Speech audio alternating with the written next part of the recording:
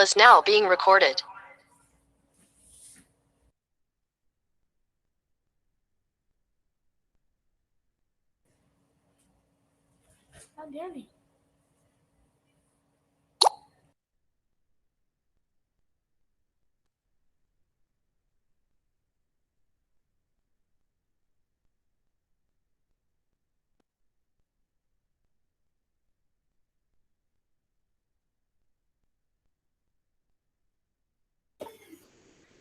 Doctor Müller, le toca a usted activarlo porque no me autoriza activárselo.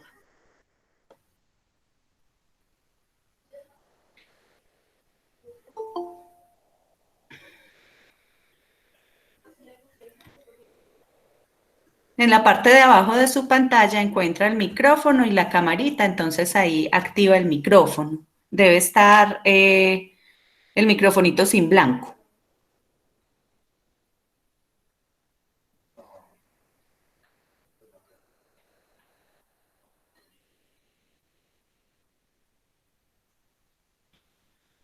Listo, ¿ahora sí? Sí, señor, ahora sí. Bueno, qué pena puesto estos eventos que suceden, pero ya vamos a empezar otra vez de nuevo. Entonces, como les estaba diciendo, que vamos a seguir las pautas trazadas en la unidad de cuidado intensivo de la Clínica San Marcel acerca de las actividades académicas. En este momento sí me están oyendo y la pantalla está bien. Sí, señor, perfectamente. Sí, señor. Ok, bueno, muy bien. Entonces, vamos a hablar de monitoreo hemodinámico en la UCI, haciendo especial énfasis o algún énfasis a los pacientes con COVID-19. Quiero recordarles que las diapositivas están enumeradas, ¿cierto? Para que al final, si hay alguna intervención especial acerca de alguna diapositiva, pues sea más fácil ubicarlas. Igualmente, esta presentación es, como se dice, una presentación hecha pero no aceptada aún, debido a la gran cantidad de información que está llegando constantemente y muchas veces esta información cambia. La última revisión que hice para tratar de mirar, de estar lo más actualizado posible, fue a las 12:30 del día, que hice una búsqueda en PubMed utilizando los descriptores de COVID y de sepsis, ¿cierto? Entonces, esta es la presentación pues, que les tengo para esta noche.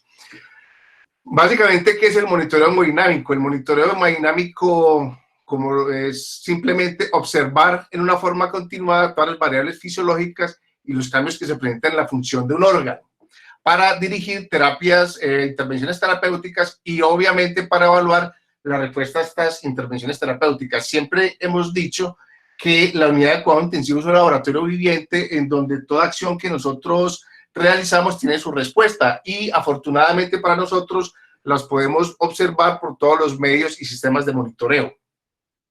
El monitoreo hemodinámico cada vez tiene más equipos y más formas de monitorizar, por lo tanto vamos a hablar de las que al menos tenemos nosotros y de las que yo considero en un momento dado son las más importantes para intervenir acerca de estos pacientes. Cuando estamos hablando de monitoreo hemodinámico, siempre o habitualmente uno se dirige hacia el corazón, hacia el gasto cardíaco, que como todos sabemos es la cantidad de sangre por volumen latido, o en algunas referencias hablan de minuto, probablemente lo extienden en el tiempo.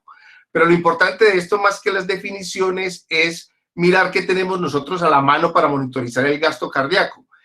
Hablamos de presiones de llenado que necesita cierta invasión. Hablamos de la presión arterial, que es la más sencilla. Hablamos también del gasto urinario, del estado mental, de la perfusión, o sea, algunos parámetros clínicos.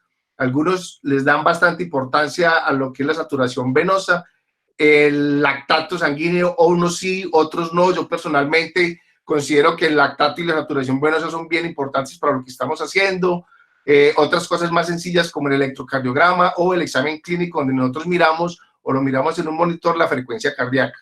Otras un poquito más, llamémoslas, con más intervención física, que sería la OPS y la INRS, que son las imágenes por polarización o la espectroscopia por infrarrojos. Pero sin embargo, todo esto nos lleva a nosotros, independiente del método que estamos utilizando, es para mirar cómo está el gasto cardíaco y cómo está la función de los órganos comprometidos.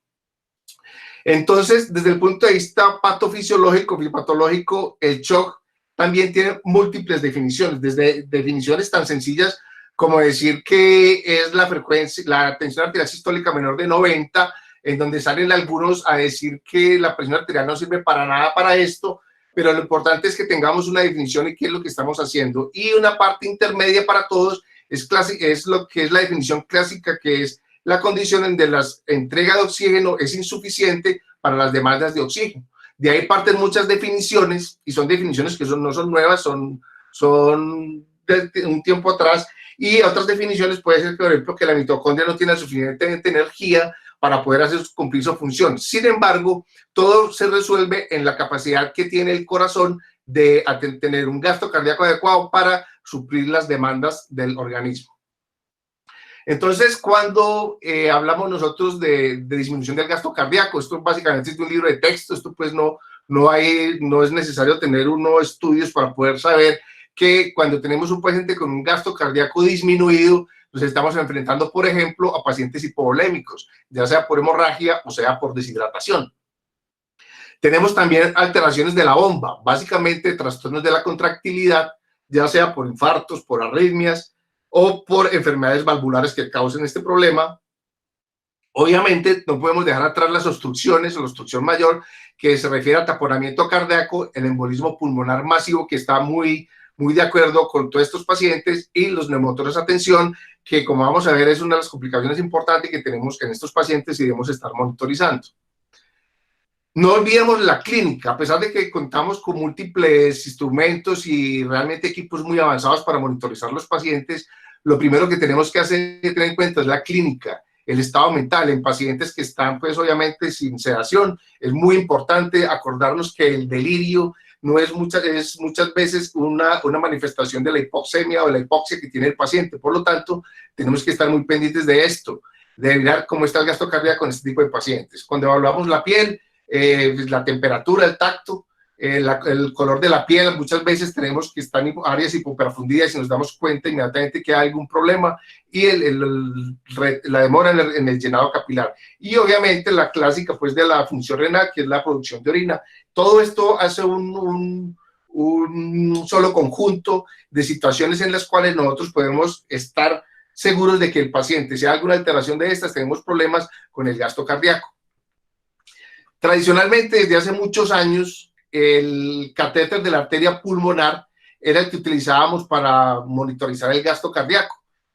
Colocar un Swan era anteriormente una gran aventura, pero era más aventura tratar de sincronizar el equipo, y peor era la aventura de tratar de interpretar los datos que nos daba esa medición del catéter, obviamente sin contar en cuenta todos los problemas que muchas veces teníamos para avanzar el catéter, para que nos pasara por el corazón o para lograr la cuña.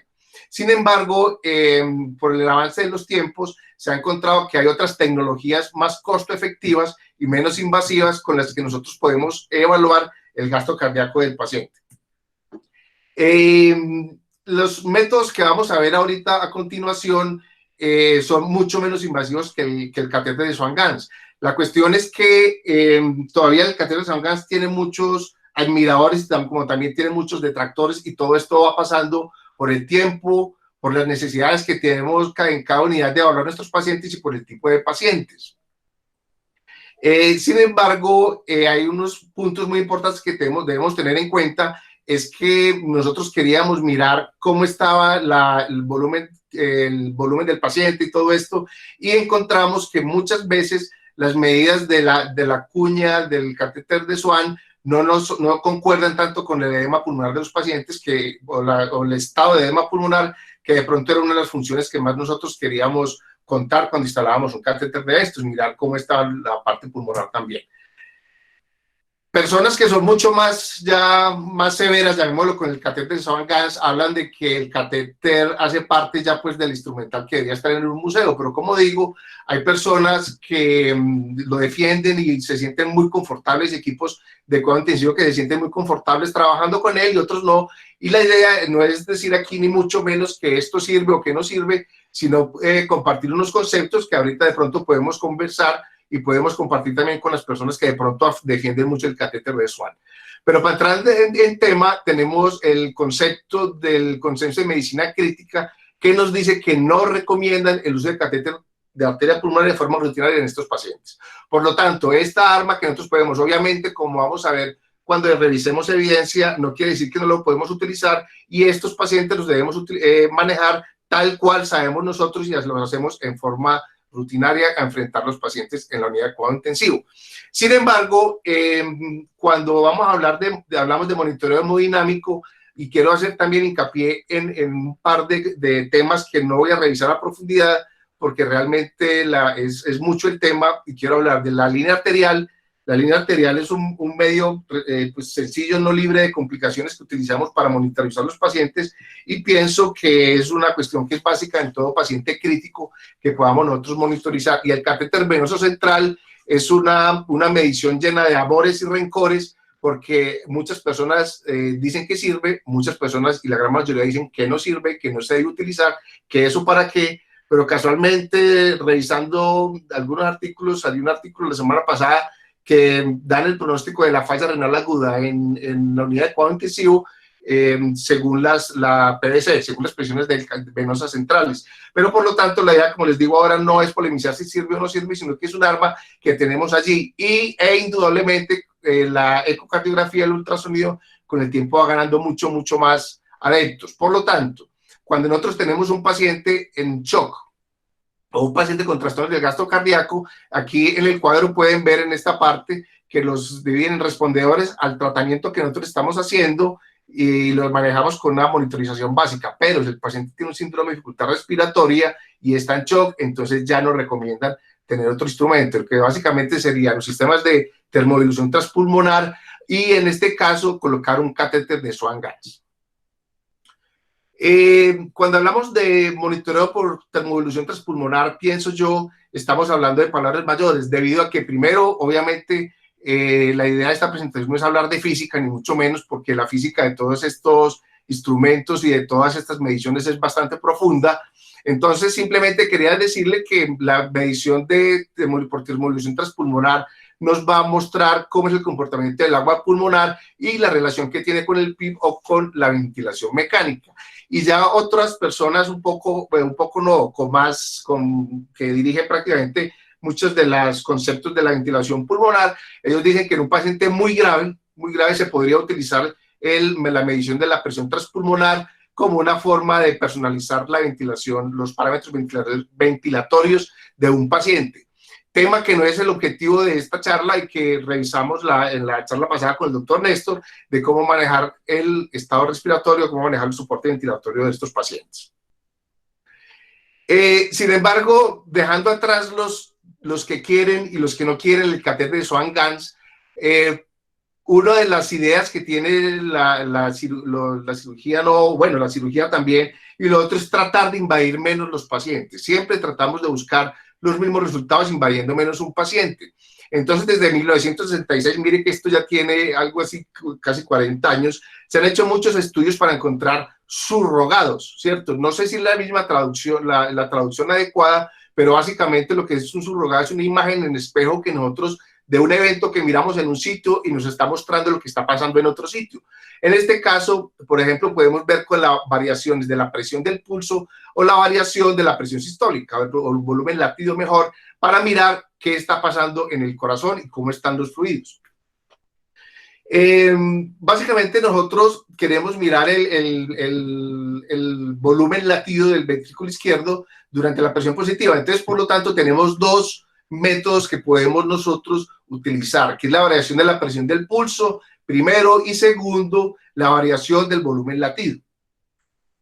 Esta variabilidad de la presión del pulso y la variabilidad del volumen latido también tiene unas condiciones. Esto obviamente no se puede utilizar para todo el mundo, y lo utilizamos para pacientes que tengan algún grado de complejidad. Básicamente son pacientes que están bajo soporte ventilatorio, algunos o algunos no. O se habla que debe tener un volumen correctival menor de 8 mililitros por kilo. Habitualmente utilizamos 6, esa es la idea, y tener un PIB entre 0 y 5. Teóricamente no funciona para PIB muy altos. Además de esto, el paciente no debe estar, para utilizar estas mediciones, no debe estar arrítmico, debe tener un ritmo cardíaco normal, y lo otro es que el paciente debe estar con una sedación importante. Entonces, ahí vemos, tenemos que empezar a tener algunas de las condiciones que tenemos para utilizar estas mediciones. Uno de los puntos más importantes y por lo que se desarrolló esto es para saber nosotros qué tanto volumen de líquidos va a necesitar un paciente. En épocas ya lejanas, nosotros utilizábamos, y sobre todo los que somos cirujanos y nos gusta el cuidado intensivo, utilizábamos grandes cantidades de líquidos para reanimar los pacientes. Con el tiempo empezamos a ver que estas grandes reanimaciones con líquidos en los pacientes nos causaban problemas pulmonares y ni hablar del tercer espacio. Simplemente nosotros en esas épocas nos dábamos cuenta que que estábamos poniendo un poquito más de líquidos cuando los pacientes empezaron a hacer un tercer espacio que posteriormente era difícil de manejar y nos complicaba mucho más los pacientes. Entonces, por lo tanto, estas mediciones nos van a servir para tener un volumen adecuado de líquidos, de administración de líquidos, que es lo que necesitamos del paciente y tratar de no presentar más complicaciones. Por lo tanto, cuando nosotros tenemos la duda de que un paciente necesita volumen de líquidos, podemos utilizar estas variabilidades de la presión del pulso y se considera que con unas variaciones de 12, una respuesta adecuada al volumen de líquidos es con una variación del 12 al 15% cuando le hacemos un reto de volumen al paciente. Habitualmente, pues, o por lo menos en estas bibliografías, hablan de 500 centímetros. Pero para eso tenemos que tener en cuenta esta curva que es realmente bien importante, porque vamos a dividir los pacientes en dos tipos de pacientes. Uno, que son los respondedores de volumen, ¿cierto? Donde llegamos a un punto donde el gasto cardíaco, a pesar de que al paciente le infundamos más líquidos, el gasto cardíaco no va a aumentar. Y por esta razón, entonces es importante que nosotros tengamos atentos de esto y tengamos el instrumento para medir esto. Entonces, esta gráfica es de mucha importancia porque nos va a dar la respuesta a las otras interrogantes que vamos a presentar ahorita.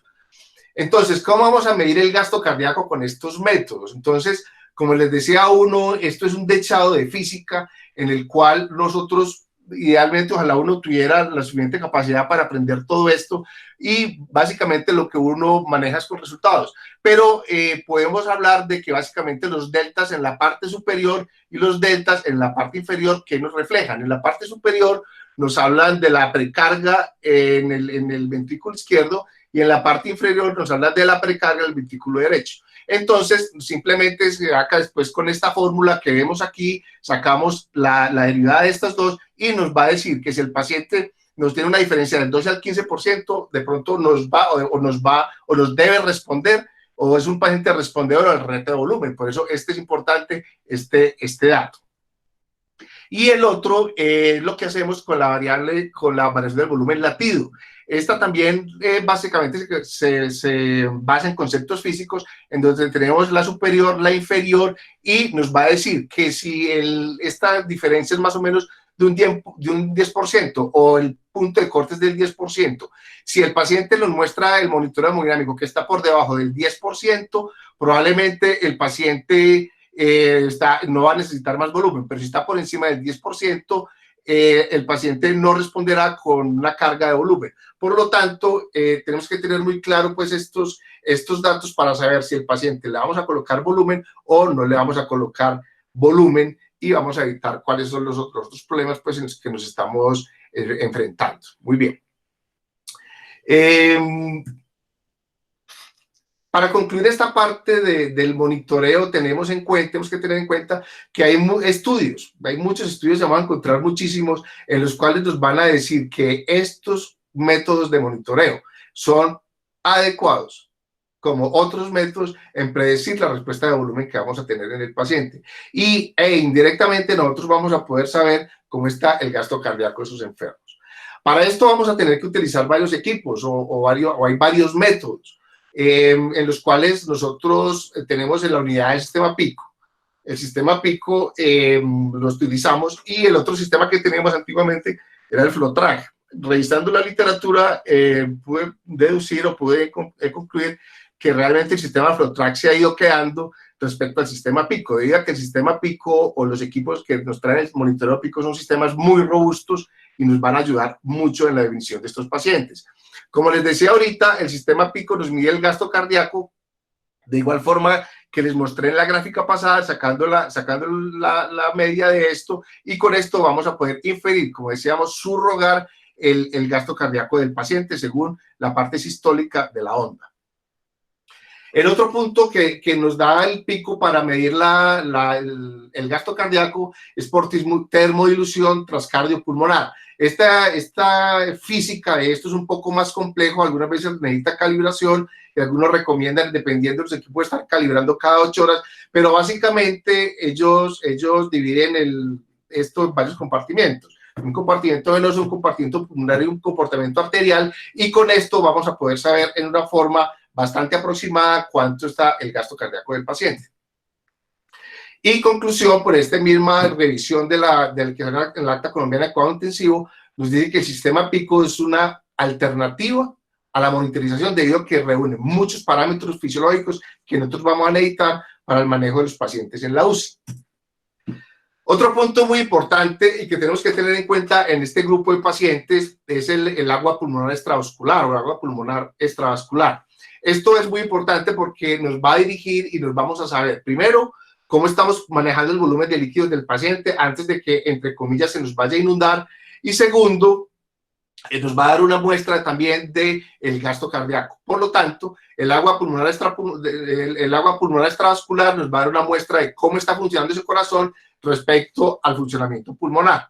Y en el equipo, este es el equipo que nosotros tenemos en la unidad de cuidado intensivo, que aquí nos muestra, y estuvimos mirando varias cosas con las jefes, estaban Natalia y con la jefe Lorena, estuvimos mirando la infinidad de variables que nos puede presentar o mostrar este equipo. Básicamente, ojalá uno pudiera y supiera manejar todas, pero yo personalmente me baso mucho en lo que es el índice cardíaco, que nos va a decir cómo está el BBS, que es lo que les hablaba ahorita. Por ejemplo, en este caso estaba en el 6%, quería decir que esta paciente en ese momento no necesitaba más líquidos, estaba bien de su volemia, y que si por ejemplo nos hubiera subido más de 10%, algunos hablan del 15%, esa paciente íbamos a necesitar líquidos en ella. Habla de las resistencias vasculares, habla de la función del ventrículo izquierdo y nos habla también del componente de agua extrapulmonar. O sea, esto es muy, muy completo, además pues de las variables básicas, podemos llamarlo así, es muy, muy completo y no es tan invasivo. Si deja de ser invasivo, porque igual necesitamos un catéter arterial y necesitamos un catéter venoso con el cual vamos a hacer las medidas, pero este es el equipo que nosotros tenemos y con este guiamos el manejo. Ahí disculparán la foto pues, porque realmente no pude cuadrarla sin que se viera el espectro detrás, pero bueno, simplemente para ilustrar pues la presentación. Otro equipo que nosotros tenemos en la unidad y que realmente no encontré mucha bibliografía, básicamente encontré este artículo, es el ESCO.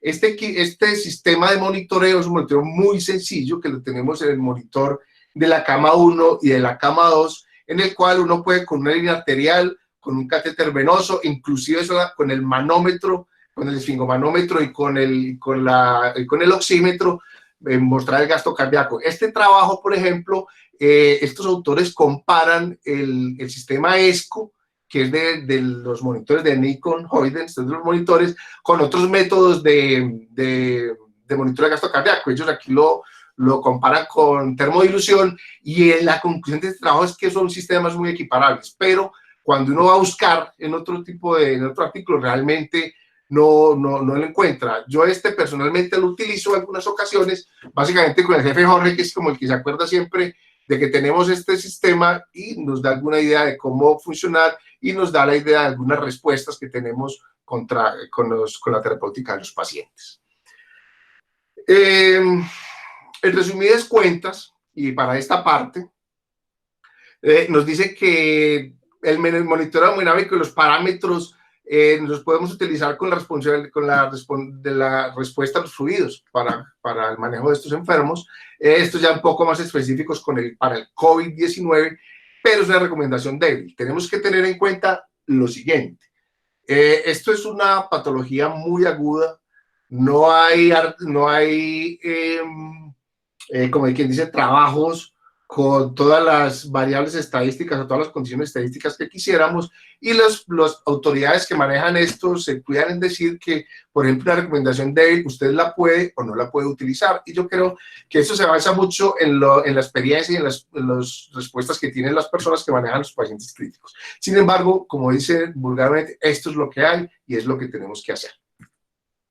Ya pasando a otros tipos de monitoría, tenemos en cuenta que yo realmente la utilizo mucho, es la saturación venosa central, ¿cierto? La saturación venosa es un método relativamente fácil de obtener, casi todos nuestros pacientes tienen catéteres venosos centrales y nos va a indicar cuando está baja que hay problemas y pueden haber problemas serios.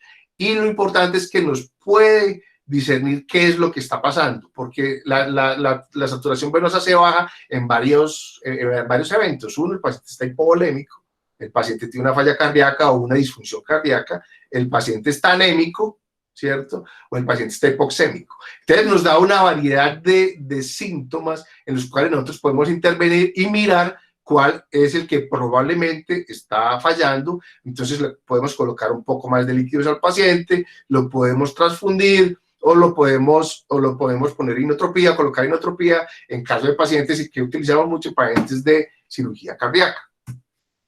El lactato también es otro ítem que yo realmente utilizo mucho en pacientes de cirugía cardíaca y en pacientes en shock, en los pacientes que vemos de shock séptico últimamente. Obviamente hay otras personas que dicen que no, como todo en esta vida, pero yo pienso que el lactato nos puede dirigir y sabemos en qué vamos en una reanimación en un paciente de este tipo. Este es pues para todos los pacientes en general. Ya pasando a otros métodos que nosotros podemos, otras ayudas que tenemos a ver, el ultrasonido. El ultrasonido últimamente y de un tiempo para acá va tomando llamémoslo un punto o logrando un lugar muy, muy importante en el monitoreo de los pacientes, tanto que alguna ocasión hablábamos con los compañeros que por lo menos para mí hacer un turno sin el ecógrafo, pues queda uno como a media máquina. Lo que pasaba en otras épocas, que decir que hacer un turno sin los monitores, sin el oxímetro, quedaba mal. Entonces, todo va ganando su justo lugar en esto y con la ecografía podemos mirar varias cosas. Uno, la función miocárdica, obviamente con ecocardiografía, unos con más experiencia que otros para mirar lo que uno necesita ver. Obviamente todo esto y muchos para que son exámenes de UCI y uno prácticamente va a mirar lo que quiere mirar, lo que necesita en mi concepto. Lo otro es mirar el estado de volumen intravascular, que básicamente lo miramos pues mirando la vena cava, ¿cierto? También tiene sus consideraciones y sus condiciones. Y lo otro es para mirar patología pulmonar. En esta gráfica que está bastante borrosa, ¿cierto? Cuando estábamos montando esto lo dejé a propósito así primero porque no la pude cuadrar para que quedara menos borrosa y segundo porque me daba una idea de que con esta gran cantidad de literatura que viene, que yo creo que ya ha bajado un poquito, pero si hablábamos hace 15 días, un mes, eso eran cantidades, nos mostraba un panorama también un poco borroso. Y algunas cosas siguen borrosas todavía, ¿cierto? Porque es que hay unos síntomas que de pronto prevalecen sobre otros y los síntomas cardíacos son son igual de importantes a los síntomas respiratorios. Basados en esto, el paciente con COVID-19, lo que empezó y lo que todo el mundo llamó la atención era en la falla respiratoria y en el patrón o en el síntoma de disnea, ¿cierto? En el signo de la dificultad respiratoria. Pero es que la dificultad respiratoria puede ser por dos cosas. Uno, por una neumonía que vaya o no a evolucionar a una SRA, pero ese es el que más llama la atención de los enfermos, la dificultad para respirar y la tos. Y los otros es que la disnea también puede ser una manifestación cardiovascular de una patología que el paciente tenga previamente o que se haya intensificado por su cuadro neumónico, su cuadro infeccioso. Entonces, podemos hablar de algunas complicaciones o algunos síntomas relacionados con el COVID, que son, a mi forma de ver, síntomas muy generales: la hipotensión, la taquicardia, la bradicardia, las arritmias y la muerte súbita. Eso le puede pasar a cualquier paciente, no es necesariamente ser un COVID-19. Ya más dirigido a lo cardiovascular, entonces tenemos trastornos del ritmo, tenemos pues, la hipotensión que hablábamos ahora, insuficiencia cardíaca y choque, el daño miocárdico no asociado a isquemia miocárdica y el daño miocárdico asociado a isquemia miocárdica. Entonces tenemos varias cosas. Uno, el virus como tal nos puede causar problemas de miopericarditis y nos puede causar problemas de endocarditis. El shock cardiogénico puede ser causado por una respuesta séptica severa o por lo que han denominado la tormenta de citoquinas. La insuficiencia cardíaca, y esto sí lo vemos en pacientes con enfermedades cardíacas que les da una neumonía de cualquier etiología, muchos pacientes hacen su neumonía y viene detrás la falla cardíaca, la cual es muchas veces el motivo de consulta del enfermo, porque tiene disnea, tenemos que mirar cuál de las dos es. La embolia pulmonar, se ha hablado mucho del estado hipercoagulable de estos pacientes, y lo que hablábamos hace unos días en la revisión pasada es que si un paciente está hipoxémico o no mejora la hipoxia en el paciente y no concuerda con la imagen radiológica, debemos pensar en la embolia pulmonar. Acordémonos que el doctor Néstor nos mostraba unas radiografías en los pacientes y eran con severo compromiso de la oxigenación, con unas placas pues realmente que no mostraban mayores cambios. Y lo otro son los pacientes de derrame pericárdico. Acuérdense que tenemos pacientes con miocarditis o pericarditis, en los cuales, como hablamos hace un rato, nos pueden causar síntomas de taponamiento cardíaco. Entonces, esto es muy importante y tenemos que revisarlo. Tenemos que estar muy pendientes de esto, que es que los pacientes que se presentan con síndrome cardíaco típico también pueden estar llevando o estar pausando con un COVID-19 en ausencia de fiebre o tos. El COVID-19 también produce daño cardíaco directo o puede acelerar o puede desencadenar una alteración cardíaca. Entonces, esto es tener mucho cuidado en los pacientes que ingresan, los pacientes que nos llegan a urgencias, los pacientes que nos llevan a la UCI, de que no puede ser solamente una falla cardíaca, simplemente, sino que puede ser un COVID que se está manifestando allí. Entonces, hay muchas cosas para ver. Estas imágenes, pues no logré poner los videos a caminar, porque eran simplemente imágenes. Este fue el último artículo que encontré esta mañana a las 12:30, en el cual nos hacen varias cosas. Uno, la biopericarditis, el artículo decía que era un trastorno difuso de la contractilidad en una de las ventanas, y la gráfica del lado nos muestra que pueden haber pacientes con taponamiento cardíaco. Estos pacientes con una miopericarditis secundaria a una enfermedad por COVID-19. Entonces, estos pacientes también tenemos que tener en cuenta que pueden tener síntomas cardíacos directos, sin necesidad, como les decía ahora, de tener síntomas respiratorios. Tenemos que tener muchísimo cuidado con esto. Entonces, ¿cuándo vamos a utilizar nosotros el ecógrafo para hacer el ecocardiograma? Una cosa que es importante y que creo que eso se ha discutido y hemos discutido entre nosotros es que el COVID es otra enfermedad igual, que tiene unas características epidemiológicas muy importantes, pero que debemos seguir manejando como nosotros manejamos los pacientes en shock, los pacientes con falla respiratoria y todos estos pacientes. Por eso nosotros tenemos que identificar en un paciente séptico rápidamente si hay algún compromiso cardíaco para entrar a hacer sistemas de soporte. En este caso nos hablan de ECMO o de balones de contrapulsación en este tipo específico de pacientes.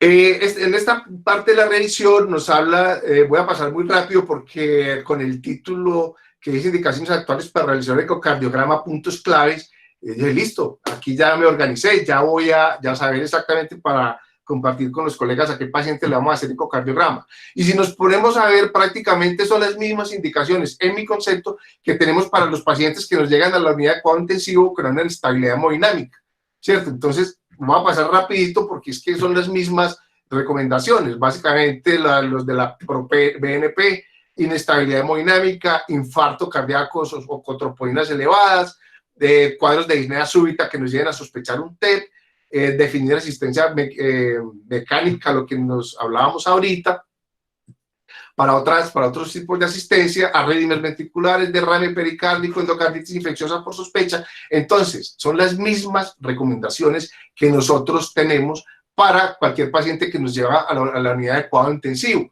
Y casualmente al final del artículo, los articulistas decían, solo si va a cambiar algún beneficio clínico terapéutico. Para mí es obvio, ¿cierto?, que nosotros solo vamos a pedir un examen. Entonces, por lo tanto, quedé un poco frustrado. Realmente, para mí son las mismas indicaciones que siempre tenemos en pacientes no COVID con los mismos pacientes COVID.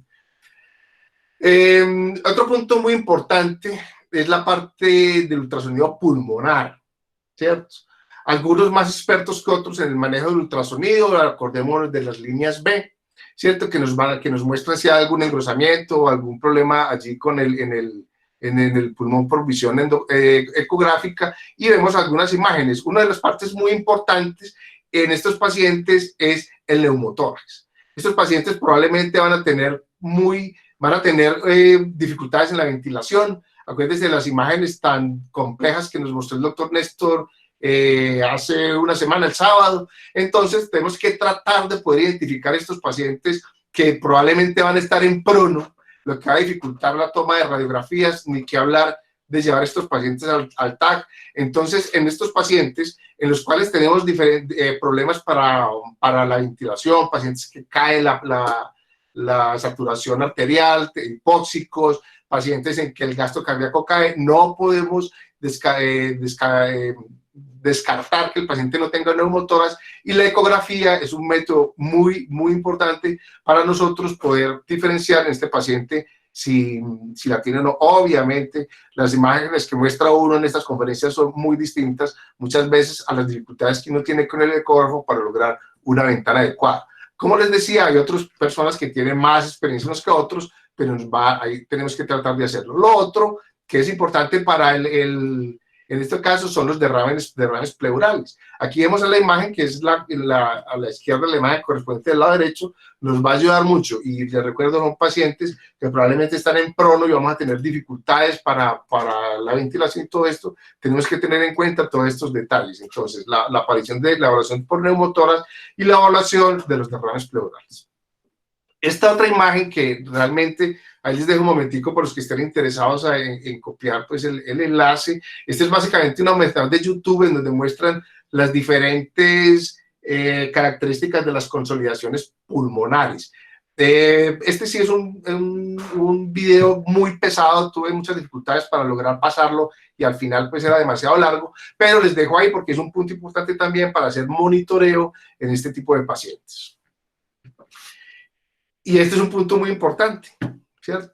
Esto realmente sí es muy importante. Esto pues, como les digo, todavía no están indexados siquiera, solo lo trabajo uno con el DOI, y esto es muy importante. Por eso, de pronto, la molestia de decirle, mire, pilas con los pacientes que vienen con falla respiratoria, porque es que es muy difícil distinguir una neumonía adquirida en la comunidad de un COVID, ¿cierto? Entonces, yo creo que la práctica de la medicina nos va a cambiar muchísimo, nos está cambiando muchísimo de aquí para adelante por las características epidemiológicas y de transmisibilidad que tiene esta enfermedad. Por lo tanto, tenemos que tener en cuenta todas estas advertencias que nos hacen las personas que trabajan en esto.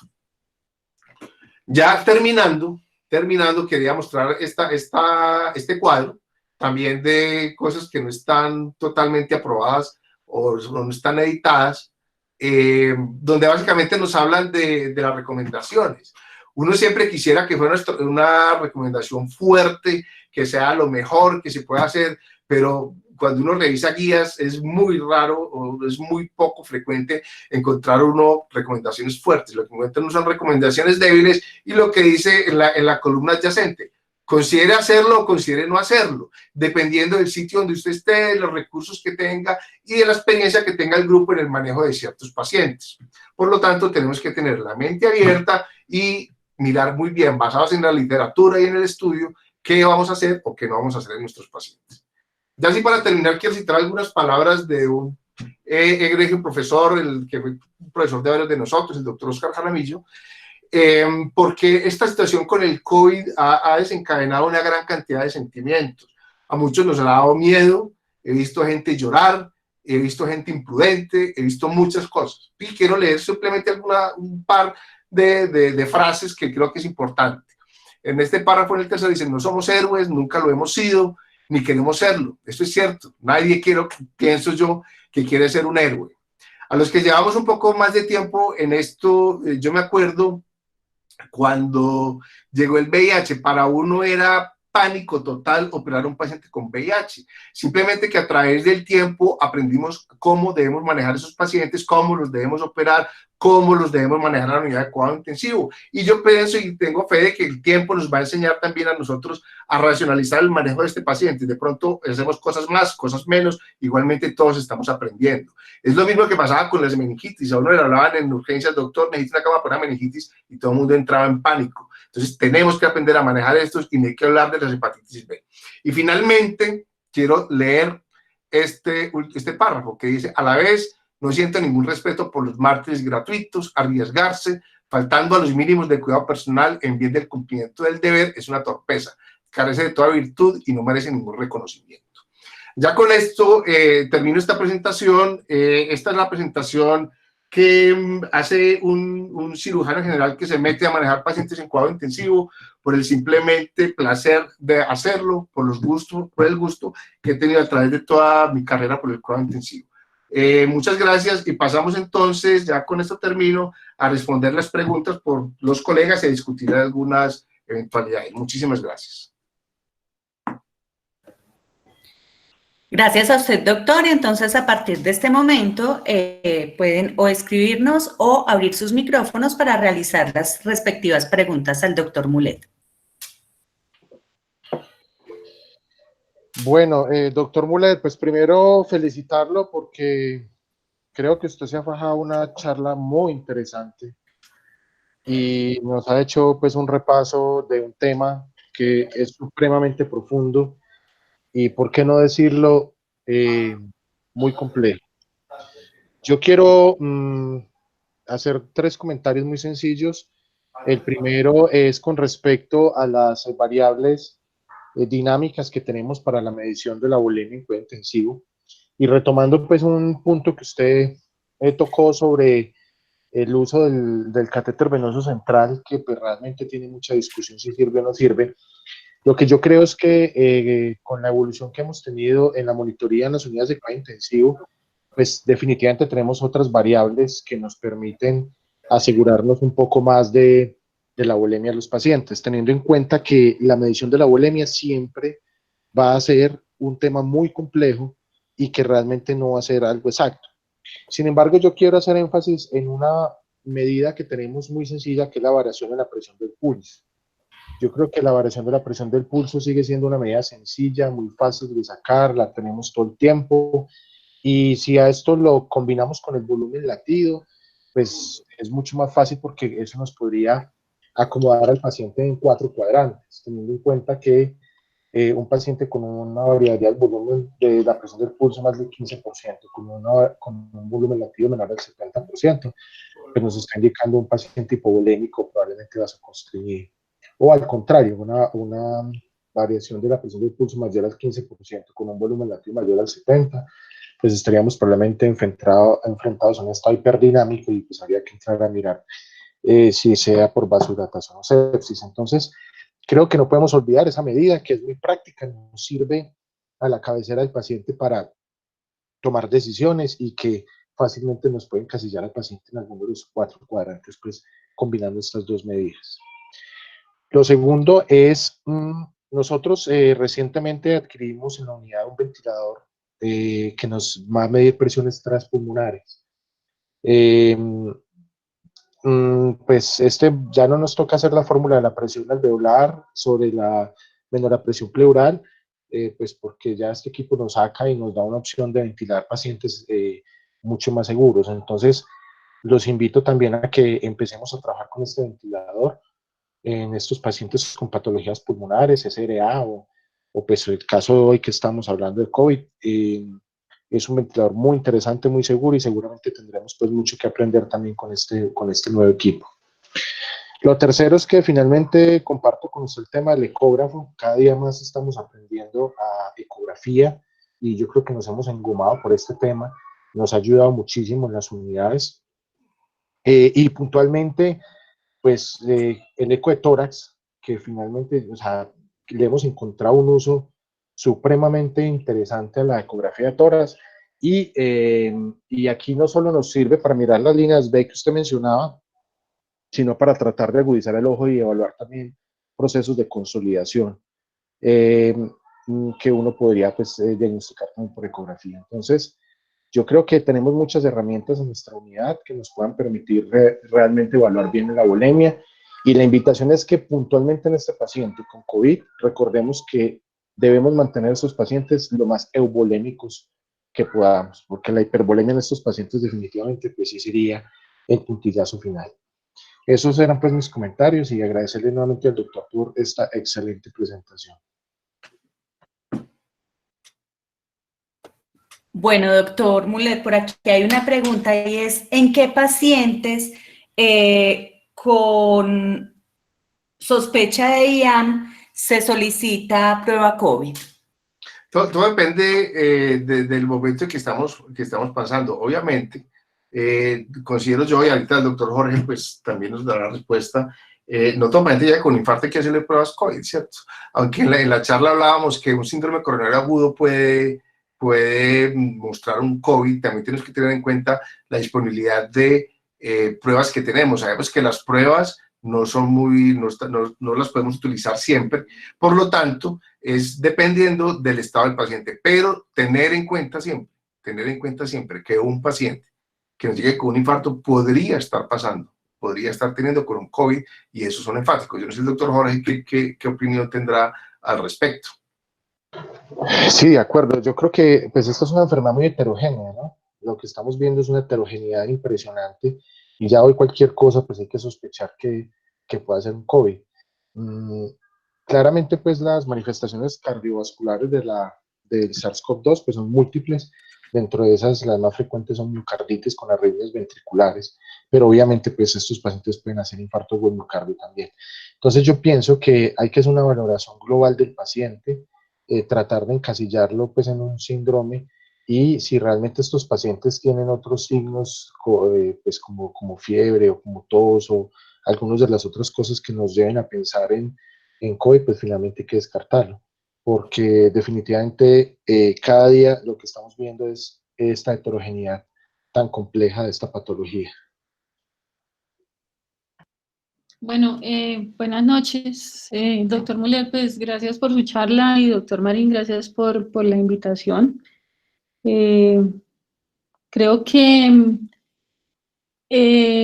hay que conocer como algunos de los aspectos de la onda de pulso y cómo nace pues el tema de la variabilidad de pulso para poder entender, ¿cierto?, en qué situaciones nos puede ser útil o en qué otras no. Y el contorno de la onda de pulso en el contexto pues de un monitor de pico, o cómo llegó eso hasta el ESCO y qué ventajas tiene uno sobre el otro, pues sería como un tema muy interesante que ahora que estamos haciendo como las revisiones podríamos como entrar a profundizar un poco en este tema. Me gusta mucho el hecho de que estemos aquí reunidos, porque me parece que buscar pues como la fundamentación académica siempre debe ser como el norte de una unidad acá intensiva. En la medida que esto va cambiando mucho, fíjense cómo nos ha cambiado la vida en el último año, quizás lo que ayer uno creía que era verdad, de pronto mañana no es así. Entonces, pues, para resumir mi comentario, pues hay algunas cosas ahí que podrían ser debatibles. Yo pienso, por ejemplo, que la PVC ya es un tema que se ha superado en muchos aspectos y por muchas razones. El catéter de Swan-Ganz es algo que se podría debatir, y realmente eso podríamos hablar como muchas horas del catéter de Swan-Ganz y de sus indicaciones, asimismo como podríamos hablar de la variabilidad de pulso y de el contorno de la onda de pulso y de el agua transpulmonar, que son como conceptos muy grandes que a veces tratarlos de incluir en una charla es un poco complejo. Hay que hacer una aclaración aquí grande, y es que pues los índices de perfusión son una cosa y digamos que la monitoría hemodinámica es otra cosa pues distinta. Sobre los índices de perfusión inclusive se podría derivar como otra conversación, ya que estamos aquí tratando de hacer eso. Pero entonces, para resumirles, pues obviamente la idea es que utilicemos estrategias menos invasivas para estos pacientes, obviamente, que nos den una cantidad de información que puede ser útil. Y en eso hay que tener en cuenta, pues, que cada uno de estos métodos que mencionó el doctor tiene, digamos, unas indicaciones y unas contraindicaciones y unas situaciones donde los vamos a poder utilizar y otras situaciones donde no los vamos a poder utilizar. Pero hablando específicamente de estos pacientes, pues sí tratar de hacer una monitoría muy juiciosa, pero una monitoría que puede considerarse menos invasiva y que pues probablemente usted a lo largo de la charla, Doc, lo ha mencionado. Les propongo que revisemos en alguna otra situación más adelante, ¿cierto? Todas las estrategias mínimamente invasivas y todas las estrategias de reconocimiento de volumen circulante efectivo, que es finalmente a lo que queremos llegar.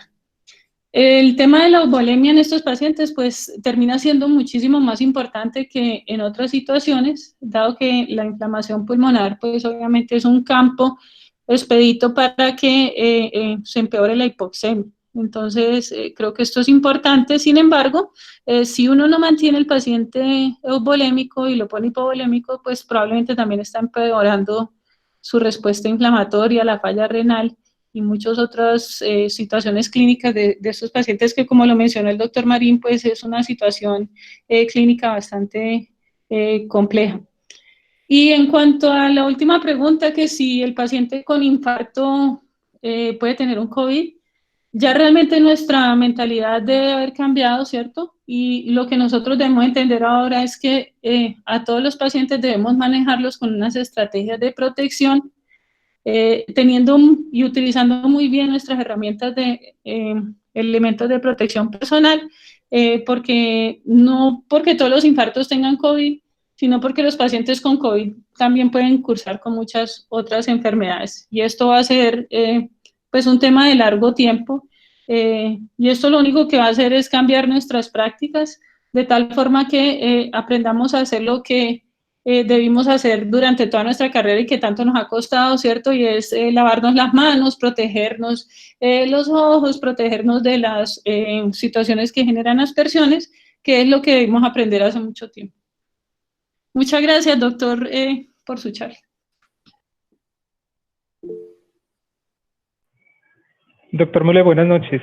Hola. Yo quería hacer de pronto un comentario complementando lo que usted decía, y es que uno realiza monitoreo hemodinámico para hacer algún tipo de intervención. Me parece muy interesante las últimas guías de llama de manejo de pacientes críticamente enfermos con COVID, publicadas el 26 de marzo por el grupo del doctor Poston, donde él nos dice que hay 4 tipos de intervenciones en términos de soporte hemodinámico que se deben realizar en los pacientes. La primera es la medición de parámetros dinámicos, teniendo en cuenta la evaluación de respuesta a volumen. La segunda es una estrategia conservadora por encima de una estrategia liberal de administración de líquidos. La tercera es administración de cristaloides sobre coloides. Y la última es la norepinefrina como vasopresor de elección.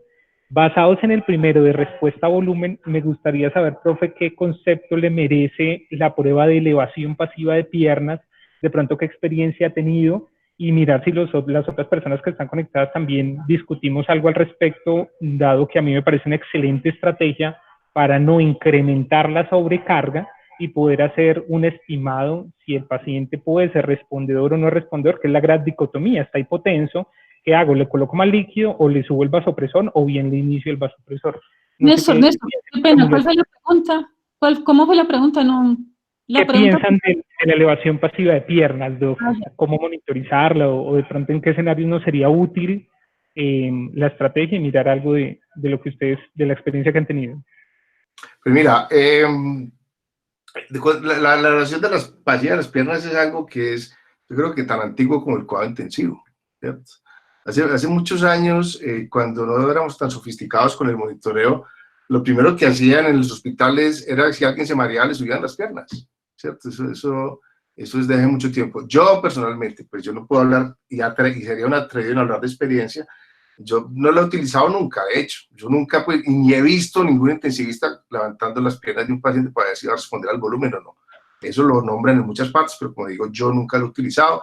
Tengo otros métodos, ¿cierto? Antiguamente utilizamos la PVC, que ya pues cayó en desuso. Ahorita utilizo el ecógrafo, realmente. Pero yo no sé si alguien lo ha hecho alguna vez. Yo realmente a nadie he visto, ni en Bogotá, ni en Cali, ni en ninguna parte. No sé si lo harán en otros hospitales de la región.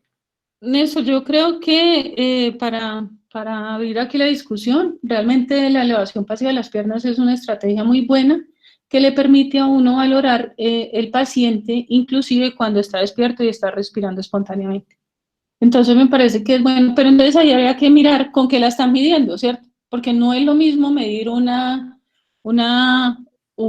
passive leg raising contra la variabilidad de pulso, ¿cierto? En cuyo caso, pues, el paciente tendría que cumplir la condición de que esté sedado, de que no esté respirando espontáneamente, de que esté en un ritmo sinusal, ¿cierto? Y otra serie de condiciones, o si esa respuesta la están midiendo, que es con lo que más se ha hecho, entre otras cosas, o si esa respuesta se está midiendo con el ecógrafo, ¿cierto? Y el volumen latido. Entonces, ahí yo creo que hay que mirar, ¿cierto?, con qué está comparando uno la respuesta, pero definitivamente me parece que es una estrategia buena y menos invasiva. Yo creo que sí, yo creo que funciona, me parece que es una muy buena medida y si se combina con ecografía sería espectacular. Yo creo que la combinación de elevación de piernas con mediciones ecográficas, me parece que esa sería la combinación ideal en este caso.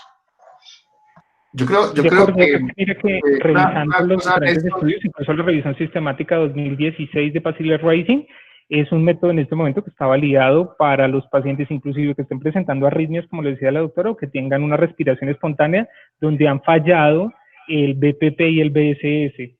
Entonces me parece muy útil, y adicionalmente ahorita disponemos de algunas otras estrategias más recientemente publicadas, como los test de oclusión expiratorios, que también podríamos evaluar la modificación en el índice cardíaco, o bien también evaluar el reto de volumen corriente en los pacientes que tienen SRA.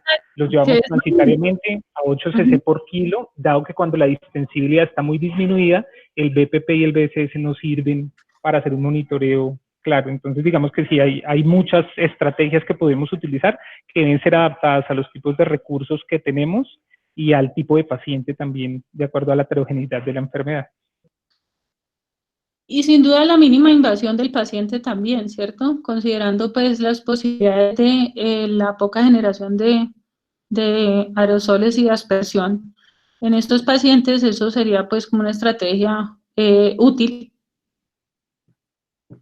sobre todo, como les digo, si el paciente tiene una alteración del ritmo o si el paciente está respirando espontáneamente, donde se podría utilizar.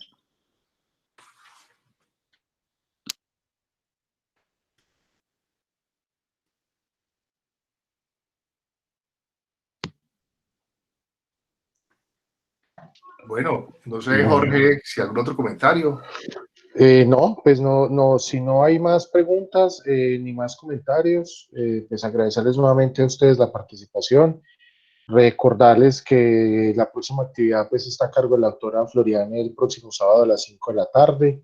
Mañana, Dios mediante, les estaremos enviando con Margarita el link, y quedo también abierto para las personas que quieran la otra semana estar a cargo de las dos actividades de la semana, para que por favor me cuenten qué temas quieren que vayamos tocando.